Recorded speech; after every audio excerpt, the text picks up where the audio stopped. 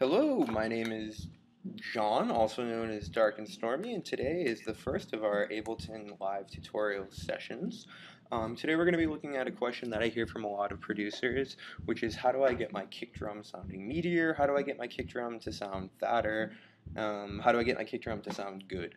And so we're going to take a look at that very quickly with one of the easier solutions that I've found on how to attack that problem. Now, there are going to be a multitude of different resources out there that will tell you, the only way to achieve this is through layering your kick drums. And I wouldn't really say that's bullshit, but it is kind of bullshit because my tracks sound fine. No one's ever complained that my kick drums don't sound like they're layered. And guess what? Nothing I put out has layered kick drums. And maybe that's a testament to why my Beatport sales aren't so great. I'm just kidding. But the point being is that whatever it be in music, however you get to the end point, so long as it sounds good, so long as the people who count are enjoying it, whether that be the people who you look up to, whether that be the people, your friends, whether that be random people on the internet who are enjoying it, so long as you get to the ultimate end of people enjoying what you're doing, it doesn't really matter how you get there. So let's try to remember that as a founding principle in everything that we do. That being said, let's talk about the kick drum. So, okay, I have a kick drum right out of the box. It sounds okay, I guess. Let's take a listen. Okay, so as you can see, I have the track cranked up. Not really getting much out of it, not much meat, not much of listening to anything going on right now. So,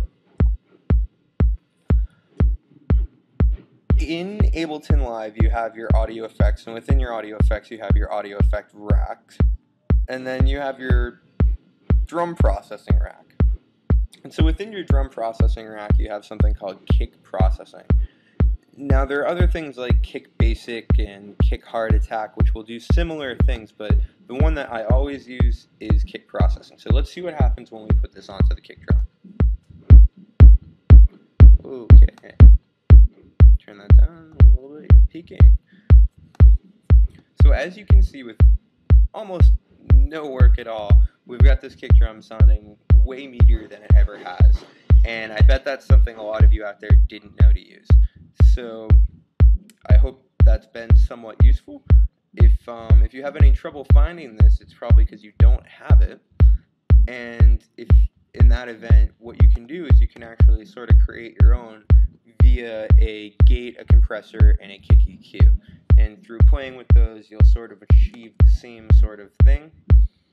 Ultimately, what you're looking for is some EQ and some compression. The gate just sort of does a little bit and helps, but mostly what you're hearing right now is compression, and you're hearing the EQ as well.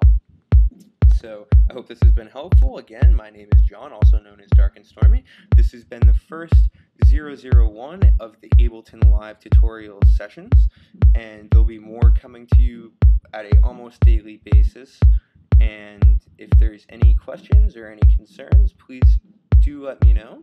And until then, have a great evening, and keep making beats.